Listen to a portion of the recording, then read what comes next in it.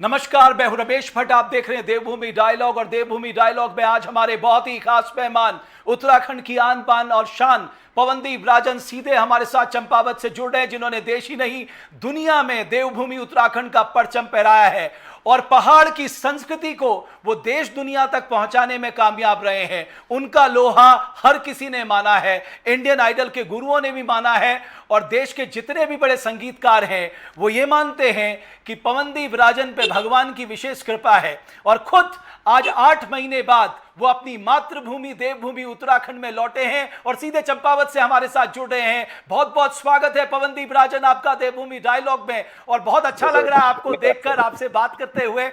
मैं आपसे जानना चाहता हूं कि 8 महीने बाद जब आप घर आए तो आपने सबसे पहले माँ से क्या कहा, आपको क्या खाना है? मैंने कहा कि मुझे भटकी चुड़कानी खानी है और भात खाना है, क्योंकि मैं बहुत मिस कर रहा था। क्योंकि आपको पता है ये बाहर जाते हैं वहाँ पे जो भी खाना होता है, अब बहुत घर के पहाड़ के खाने की बहुत याद आती है। तो मेरे को यही मन था कि सबसे पहले मैं पेट भर के यहाँ पहाड़ी खाना खाऊं अपना, फिर मम्मी लोगों के साथ बैठूं, बहनों के साथ अपना टाइम बिताऊं और पापा के साथ थोड़ा सा कुछ गाना बजाना हो जाए। तो ये सब चीज़ें हुई। तो भटकी चुड़कानी में आनंद आ गया?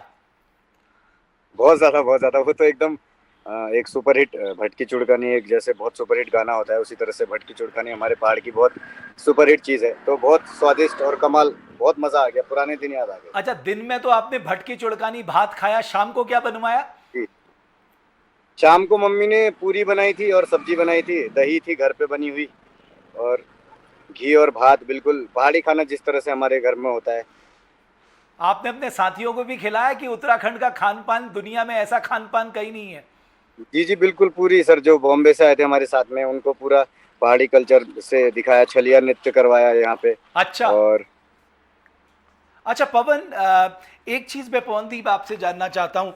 आपने उत्तराखंड में को मुंबई में इंडियन आइडल में होते हुए भी आप जो हमारे सांस्कृतिक, जो हमारी संस्कृति से के गीत जुड़े हुए हैं या हमारी परंपरा है, उसके ध्वजावाहक के रूप में आप इंडियन आइडल में दिखे। जब आप इंडियन आइडल में गए थे उस समय आपके मन में क्या चल रहा था, और आपको लग रहा था कि ये जो रास्ता है, वो ये जो मंजिल है वो इतनी कामयाबी की सीढ़ी आपको चढ़ाएगी? सर ऐसा हुआ था कि इंडियन आइडल जो है तो उसने हमें बहुत कुछ दिया है, ये हमें मानना पड़ेगा और ये है भी सच। और एक बहुत अच्छा मंच है जो कि हमारे संगीत को, या हम जो भी अपना म्यूजिक बनाते हैं या कुछ गाना गाते हैं तो उसको जनता तक पहुंचाने का एक बहुत अच्छा जरिया है। तो मैं बहुत बहुत शुक्रगुजार हूँ इंडियन आइडल का कि जो उन्होंने मेरे को एक ऐसा मौका दिया कि मैं अपने गाने को पूरी जनता तक पहुंचा पाऊँ और अपने उत्तराखंड के फोक को मैं उतने बड़े मंच पे गा सकूं। ये उन्हीं की देन है और ये मेरी एक कोशिश थी छोटी सी कि मैं वहाँ पे अपना उत्तराखंड के सॉन्ग भी गाऊं, और हिंदी गाने तो गाने ही हैं बट उत्तराखंड के सॉन्ग भी हर पहाड़ी में जोड़ के तो इस तरह से चीज़ें करूं। तो बहुत लेकिन जब आपने एक खोली का ट्रैक। गणेशा गाया ना तो उसने सबको भावुक कर जी दिया था। तो मैं चाहता हूं कि एक जी बार सर, वो दौर आप फिर से हमारे दर्शकों को दिखा दें। जी हाँ, तो मैं 2 लाइन गुनगुना देता हूँ। जी। देना हो या खोली का गणेशा हो, देना हो या जय बाबा केदार हो, देना हो या पंचनाम देवा हो, देना हो या जय बाबा जोताल हो। तो इस तरह से शुरुआत की थी सर गाने की वहाँ पे। हाँ वो तो तो। मेरे को बहुत अच्छा लगता है कि मेरा पहाड़ का कोई अच्छा अपना गाना हो या अपना कोई पौराणिक परंपरागत गीत हो तो उसको हिंदी गाने से जोड़ सकूं और उसको कुछ अलग ढंग से पेश कर सकूं। तो बहुत ये मेरी दिली इच्छा भी थी और इंडियन आइडल की वजह से मैं कर भी पा रहा हूँ।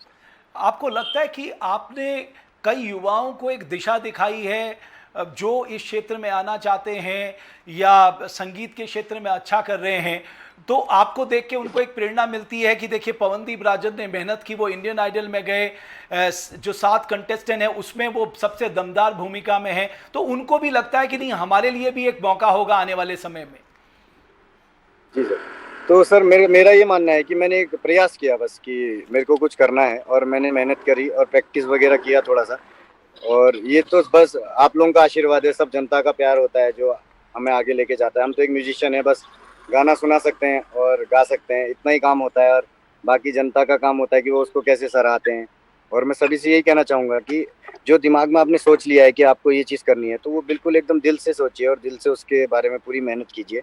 वो ज़रूर मिलती है। ये मेरे साथ प्रैक्टिकल हो रहा है अभी मेरी लाइफ में, लेकिन क्योंकि आज मैं तो बचपन देश से की ये जनता सब। ने आपको सिर आंखों पे बैठा के रखा हुआ है। सर बस प्यार है जनता का, वो बस मैं चाहूँगा कि ऐसे हमेशा वो प्यार बना रहे और और कोशिश चंपावत करूँगा में कि कैसा उनका दिल प्यार हम। मिला आपको? चंपावत में कमाल, अभी तो देखिए कोविड का भी समय चल रहा है, तो हम लोग इतनी भीड़ भाड़, हमने उसका भी ध्यान रखा कि भीड़ भाड़ नहीं होनी चाहिए और जनता थोड़ा डिस्टेंस भी बना के रखे। तो काफ़ी लोग बहुत उत्साहित भी थे और बहुत अच्छा भी लगता है अपने घर में इस तरह से आने में। तो लेकिन घर हमने में, कोशिश की कि वो। पवनदीप, घर में आप पहाड़ी में बात करते हैं या हिंदी में बात करते हैं?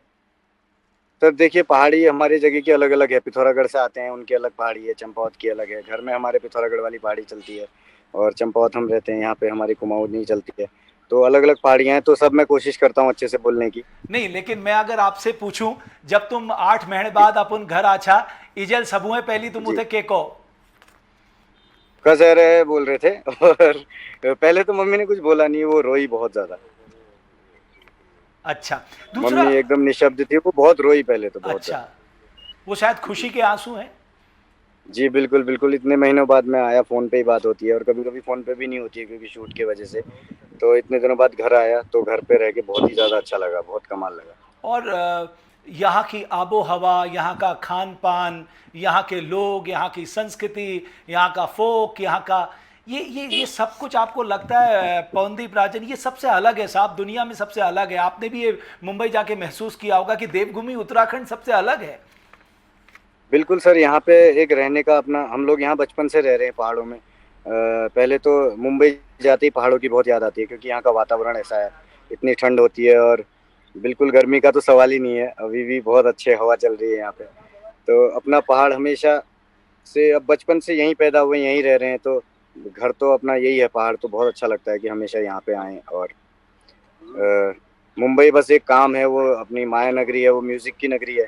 तो म्यूजिक का जो भी अच्छा कुछ कर सकते हैं वो बॉम्बे में कर सकते हैं। अच्छी लाइफ जीने के लिए हमारा पहाड़ बहुत खूबसूरत जगह है, मेरे को ऐसा लगता है। आपको लगता है कि कम से कम एक मैसेज आपकी ओर से दुनिया में हमारे उन दोस्तों को जा रहा है जो आज जी जिनके पास सब कुछ है, अगर वो चाहें तो वापस अपनी मातृभूमि में आ सकते हैं, अपने गांव में आ सकते हैं, दोबारा यहाँ जीवन शुरू कर सकते हैं? अब मतलब हमारा उत्तराखंड 2000 का उत्तराखंड नहीं रहा, 2021 में बहुत कुछ बदल चुका है। जी सर, मैं ये कहना चाहूँगा कि अपना जहाँ भी रह रहे हो, अपना अपनी भूमि को नहीं भूलना है। जहाँ से हम पैदा होते हैं, जहाँ हम रहते हैं, उसको हमेशा उसकी पूजा करनी है और वहीं पे रहना है। और अगर वहाँ पे यहाँ पे आने का नहीं भी हो रहा है तो साल में मैं ये मानता हूँ कि साल में 3 महीने गांव में रहना चाहिए, 3 महीने अपने काम पे, फिर 3 महीने गांव में रहना चाहिए, फिर 3 अपने काम पे। तो एक माइंड फ्रेश भी हो जाता है। यहाँ पे आते एक दिन में ऐसा लगा कि मैं बहुत दिन यहाँ पे जी लिया हूँ। एक दिन में ही पूरा मैंने एक एक्सपीरियंस लिया बहुत अच्छा, कि पूरे मेरी पुरानी सारी यादें ताज़ा हो गई। मैं फील्ड पे गया घूमने के लिए, जहाँ हम क्रिकेट खेलते थे, नदी में गया जहाँ हम तैरते थे। तो बहुत एक पुरानी यादें ताज़ा हो गई और ये चीज़ें जो बहुत अच्छी हैं, एनर्जी इनको आपको भूलना नहीं मिली, चाहिए। जो यहाँ पर आके जो एनर्जी मिली, जरा उसका भी बताइए ताकि दुनिया को पता लगे कि देवभूमि उत्तराखंड में एनर्जी कैसी है। एनर्जी ऐसी है सर, बहुत ज़्यादा। मैं कहूँगा कि एक आशीर्वाद है भगवान देवी देवताओं का, हमारी देवभूमि है। तो वो आशीर्वाद अगर मिलता है तो एक अंदर से एक खुशी होती है, शरीर में हलचल सी मस्ती है थोड़ा सा। तो बहुत अच्छा लग रहा है, बहुत पॉजिटिव वाइब के साथ मैं यहाँ से जा रहा हूँ और वापस फिर बॉम्बे में जाना है, फिर वहाँ पे शूट वगैरह होगा। तो अभी कोशिश करूँगा कि और अच्छे से अपना परफॉर्मेंस करने की कोशिश करूँगा। तो कभी आपने अपने गुरुओं से नहीं कहा कि चलिए आपको भी एनर्जाइज करके लाएं? सर अभी ये समय ऐसा चल रहा है ना कि अभी मैं ये बातें कह नहीं पा रहा हूँ कि आप भी चलिए वहाँ पे। कुछ अभी समय खुला होता सब कुछ, तो डेफिनेटली हमारा पूरा पहाड़ वहाँ पे होता है अच्छा, साथ में। क्योंकि क्योंकि आप जानते हैं, गुरुओं के साथ जो निखार आया आपकी गायन शैली में, जी कितनी मदद आपको मिली?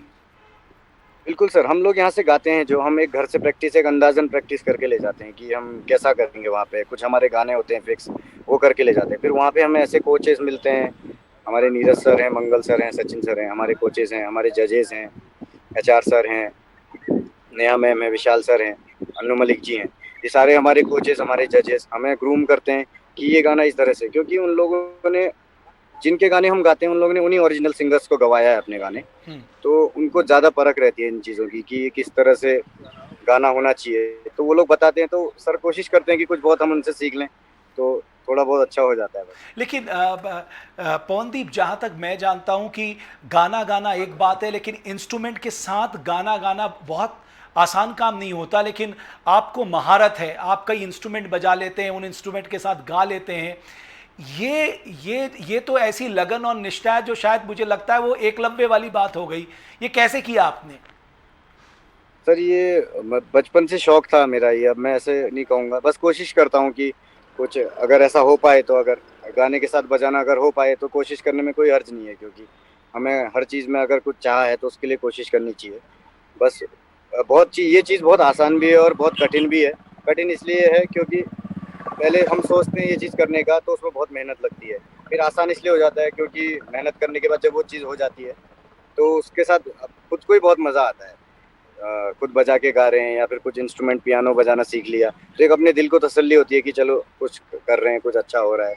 मेरे को अभी बिल्कुल बूंद भर भी नहीं आता है, पर कोशिश करता हूँ कि कुछ अच्छे से कुछ अच्छा बनाऊं या कुछ अच्छा करूं, तो सब कुछ सीखने की हमेशा कोशिश लेकिन करता हूं पवनदीप, आपको और हमेशा एक हिमेश लर्नर रेशमिया रहना जो चाहता हूं। आपके गुरु हैं, उन्होंने एक गीत गाने का मौका दिया, वो बहुत उसको लोगों ने बहुत पसंद किया है। उसका अनुभव थोड़ा जी साझा सर। करिए। तो वो तो मेरे लिए ज़िंदगी का सबसे ज़बरदस्त एक्सपीरियंस था। आदमी बॉम्बे इसलिए जाता है ताकि उसका कोई फिल्म में गाना है या फिर इतने बड़े म्यूजिक डायरेक्टर के लिए गाए। तो मैंने भी कोशिश करी कि मैं उनका अच्छे से दिल जीत पाऊँ और उनकी बातें जो वो जो कह रहे हैं उनको ध्यान से सुनूं, और बहुत अच्छा लगा। बहुत मेरा सबसे बेहतरीन ज़िंदगी का एक्सपीरियंस था। मुझे बहुत कुछ सीखने को मिला कि चीज़ें आगे कैसे होती हैं। मैंने गाना तो गाया ही, उससे ज़्यादा कि गाने के पीछे कितनी चीज़ें होती हैं, काम क्या-क्या होते हैं, वो सब सीखने को भी मिला। बहुत औ- बहुत और अब ज़बरदस्त जी, एक्सपीरियंस था। अब इस आबो हवा में कुछ मन कर रहा है कुछ गुनगुनाने का? क्योंकि जिस आबो हवा में आप खड़े हैं, बहुत आपके पीछे मैं देख पा रहा हूँ, ये आनंदित करने जी, वाली जगह पे आप खड़े हैं। बिल्कुल, बिल्कुल। तो 2 लाइन एक पहाड़ी गाने की मैं गुनगुनाता हूँ। हम्म। हुँ, अब निसी जानो परदेस मधुली, अब निसी जानो परदेस मधुली, एकली ग्वलातें जाए म्यार ग्वर बखराले ले जाए, एकली ग्वलातें जाए म्यार ग्वर बखराले ले जाए। धन्यवाद सर। एक पवनदीप, बहुत ही अच्छा। एक मैं आपको पवनदीप, आपको मालूम भी होगा, उत्तराखंड के युवाओं ने एक मुहिम छेड़ी है कि उत्तराखंड के लोग ये डिमांड कर रहे हैं, खासकर युवा, कि सरकार यहाँ पर एक मजबूत भू कानून बनाए ताकि हमारी एग्रीकल्चर लैंड बचे, हमारी कल्चरल आइडेंटिटी बची रहे और हम अपनी ही ज़मीन पे अपने को अपनी ज़मीन पर काम कर पाएँ और अपनी लाइवलीहुड चला पाएँ। उन युवाओं को Pawandeep Rajan as a youth होने के नाते आपका क्या संदेश है? सर देखिए, इस बारे में ज़्यादा ज्ञान तो नहीं है मुझे और चीज़ें भी पता नहीं है कि क्या हैं ये। तो मैं बट ये कहना चाहूँगा कि वो जो भी हमारे यूथ ने स्टेप लिया होगा, वो बहुत से कुछ सोच समझ के ही लिया होगा और मैं उनके साथ में हूँ अभी, और मेरे से जो भी हो पाएगा मैं वो करूँगा। बट मेरे को इसमें थोड़ा और जानकारी चाहिए सर। मैं आज देखूँगा फेसबुक वगैरह में कि क्या चल रहा है। थोड़ा-सा अभी ये शो की वज़ह से दबाव भी बहुत होता है, तो हर अच्छा, चीज़ें तो एक क्या साथ नहीं आपने कर कितने पाता हूँ। दिन कि शूटिंग कोशिश की है? करूँगा कि अच्छे से करूँ। जी, कितने दिन सर हमारी शूटिंग? अभी 10 महीने से शूट चल रहा है सर। अभी लॉकडाउन की वजह से भी हम लोग दमन में भी शूट किए, अभी बॉम्बे में फिर शूट स्टार्ट होने वाला है। हाँ। तो पवनदीप, आप यहाँ शूट कर रहे हैं। आपको लगता है कि उत्तराखंड के पास एक फिल्म डेस्टिनेशन बनने की वो सारी खूबियाँ हैं जो दुनिया में देवभूमि उत्तराखंड को बिल्कुल अलग करती हैं?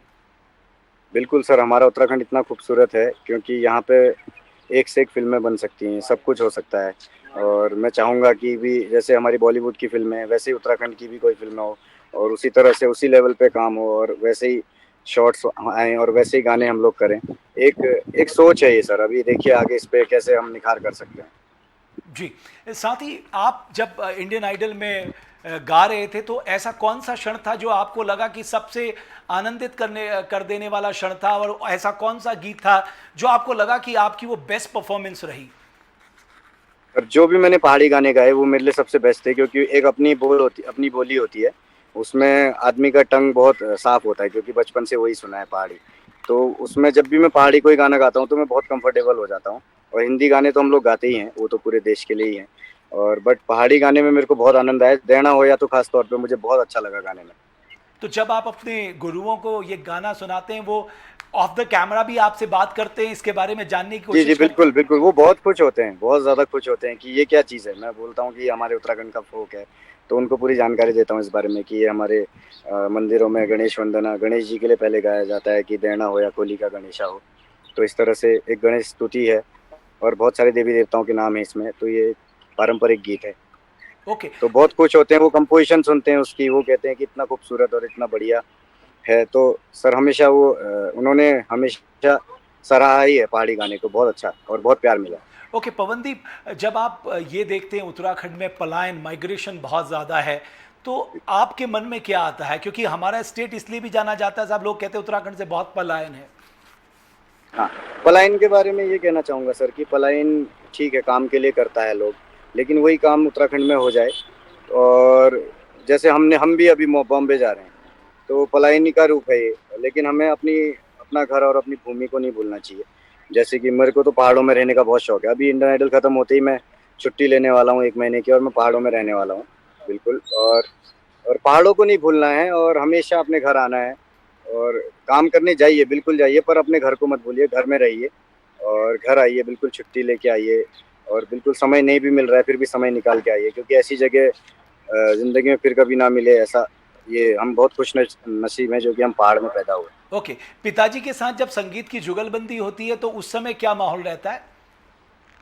तो उस टाइम पे बढ़िया पापा पहाड़ी गाने गाते हैं, मैं भी पहाड़ी गाने गाता हूँ, हिंदी गाने गाते हैं, मैं तबला बजाता हूँ और पियानो बजाता हूँ कभी उनके साथ, वो हारमोनियम पे संगत करते हैं और साथ में बहुत एक अच्छा जैमिंग होता है हम दोनों का। और बहन भी गाती है तो वो भी थोड़ा साथ में हमारा साथ देती है। तो आपकी वजह से आपके गांव में रोड तक पहुंच गई, तो गांव वालों का क्या रिएक्शन था इसमें?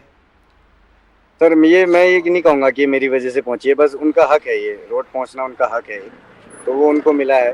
और तो बहुत अच्छा लगता है कि अपने गांव में ये सब हो रहा है। तो और गांव को विकसित होना ही चाहिए, रोड वगैरह आनी चाहिए, क्योंकि आदमी बहुत दूर से हमारे गांव में पैदल चल के आते हैं सामान लेने के लिए दुकान में, तो रोडें वगैरह तो बिल्कुल होनी चाहिए। तो ये उनका हक है, ये मेरी वजह से कुछ ऐसा नहीं होगा। अच्छा पवनदीप, जब सामने लाइट कैमरा एक्शन होता है तो थोड़ा सा अपने अंदर एक भाव आ जाता है तो कि सर मेरे सामने पाँव आप। कांपते हैं उस टाइम पे मैं जी। डरता हूँ हमेशा हर गाने से पहले, ओके। मुझे डर लगता है हर गाने से पहले, मैं घबराता हूँ बिल्कुल। और मेरे को ये लगता है कि वो घबराहट होना बहुत ज़रूरी है, वो मेरे को कंट्रोल करती है अच्छा गाने के लिए। और क्योंकि वो घबराहट नहीं होगी तो एक ओवर कॉन्फिडेंस जैसा आ जाता है, तो बिल्कुल। उससे गाने खराब होने मैं लगते हैं। इसलिए कह रहा हूं कि जब आप उस आबो हवा में रहते हैं तो एक थोड़ा सा एक भाव अंदर से आ जाता है कि साहब अब तो मैं सेलिब्रिटी हो गया हूं, मेरे पास सब कुछ है। नहीं तो नहीं आप सर, भी भगवान से ये प्रार्थना करते हैं कि प्रभु यहाँ हमारी रक्षा करना, ये भाव कभी ना आए जीवन में। नहीं सर, मुझे सेलिब्रिटी बनना ही नहीं था कभी, मुझे म्यूजिक के क्षेत्र में अच्छा करना था हमेशा से। और मैं कोशिश करूंगा कि मैं आगे भी अच्छा करूं। मैं एक आम आदमी हूं, एक नॉर्मल इंसान हूं। अभी भी हम लोग यहीं पे खड़े हैं, नॉर्मल रोड पे ही खड़े हैं, तो एक आम आदमी की तरह लाइफ बिताना, क्योंकि बचपन से एक आम आदमी की तरह लाइफ बिताई है, सेलिब्रिटी वाला ऐसा कुछ सोचा भी नहीं था, बट एक आम आदमी की तरह बिताना चाहता हूँ। रास्ते में जाके गोलगप्पे भी खाना चाहता हूँ, और मार्केट भी ऐसे निककर चप्पल में मैं अपना जैसे नॉर्मल रहता हूँ वैसे घूमना चाहता हूँ। बस ऐसा कोई सेलिब्रिटी नहीं कि चश्मा लगा लिया और ऐसे जीन्स पहन के घूम रहे, बात भी नहीं कर रहे किसी से। सब दोस्त हैं, सब अपने घर के हैं, सब लोग अपने लोग। एक मुझे तो एक याद है ना, नॉर्मल जब मैं सादी आप लोगों जिंदगी को जीना देख रहा चाहता हूँ था, मतलब। सवाई के साथ में आप लोगों को देख रहा था, आपने सवाई को उत्तराखंड की ड्रेस पहनाई थी और आप खुद राजस्थानी वेशभूषा में थे, तो बड़ा वो एक अद्भुत संगम लग जी रहा था। तो लेकिन वो अगर एक लाइन जी। वो गीत आप जरूर गुनगुना दे, क्योंकि वो वेशभूषा के तौर पे भी अद्भुत संगम था और वो गीत के तौर पे भी अद्भुत संगम था। अच्छा, तेरे बिन नहीं लगता मुझे। हाँ। ओ पर खुदा आसमानी चे जहां सब है मगर है तुझे ढूंढे ये नजर, तू आया न आई खबर, जानिया हानिया जानिया हानिया, कच्चे धागे सच्चे प्यार के न तोड़ना, तेरे बिन नहीं लगता दिल मेरा डोलना है, तेरे बिन नहीं लगदा दिल मेरा ढोलना। ये पवनदीप, सॉन्ग था सर उस टाइम। बहुत सुंदर आपने गाया था और मैं बधाई दूंगा। वो कॉन्सेप्ट भी लाजवाब था। और इससे क्या होता है कि हम जो कहते हैं ना, जो एक हमारा अपनी भारत संस्कृति का जिसके लिए आदान जाना प्रदान जाता होता है है। सर इस, बिल्कुल। तो और वो भी एक चीज जानेंगे कि बताइए पहाड़ों में कैसा होता है, हमें भी पवनदीप, जानने का मौका मिला कि राजस्थान में। जी सर। ओके, साथ ही मुझे एक बात और बता दीजिए कि वो कौन सा कंटेस्टेंट है जिसे देखकर आपको थोड़ा सा मन में ये सवाल आता है कि साहब इसके साथ मेरा बड़ा टफ कंपटीशन है। मैं बीच का रास्ता नहीं चाहूंगा, बिल्कुल ईमानदारी से आप बताइए। बिल्कुल सर, बीच का रास्ता कुछ नहीं। कंपटीशन तो देखिए सर, हमारी लड़ाई तो बहुत आगे की है, क्योंकि बॉलीवुड में प्लेबैक सिंगर के लिए कोशिश कर रहा हूँ कि इस तरह से रहूँ। कंपटीशन की बात आए तो पूरी दुनिया में हमेशा हर जगह कंपटीशन होता है, और उसमें फर्स्ट सेकंड आना कोई वो बात नहीं है कि या फर्स्ट आए या सेकंड आए, कोई फर्क नहीं पड़ता है। हम अपनी मेहनत करते रहेंगे तो जो हमने सोचा है उस मंजिल तक पहुँच सकते हैं। और कंपटीशन में, मेरा कंपटीशन मैं ये समझता हूँ कि मेरा खुद से ही है। मैं जितना अच्छा करता रहूँगा आगे को, उतना अच्छा हो सकता है। बाकी सब लोगों का खुद से कंपटीशन है। इसको कंपटीशन की तरह लूंगा तो सर मेरे को लगता है कि मैं हार सकता हूँ। ओके, एक लास्ट आप क्या कहना चाहते हैं उत्तराखंड के लोगों से, एक लास्ट कमेंट, और थोड़ा मैं ये जोर से कहना चाहूँगा बोलिएगा। कि सर, हाँ, मैं ये कहना चाहूँगा कि सभी लोग अपना ध्यान रखें, अपना ख्याल रखें। कोविड जैसा अभी माहौल चल रहा है, सभी लोग एक दूसरे का साथ दें और डिस्टेंसिंग बना के रखें और मास्क लगा के रखें। बहुत बहुत अजीब चीज़ आ गई है ये हमारे देश में, और सभी को ख्याल रखने के लिए बोलूँगा। और जो जो चाहता है वो दिल से सोचे और उस पर पूरी मेहनत करे तो ज़रूर मिले।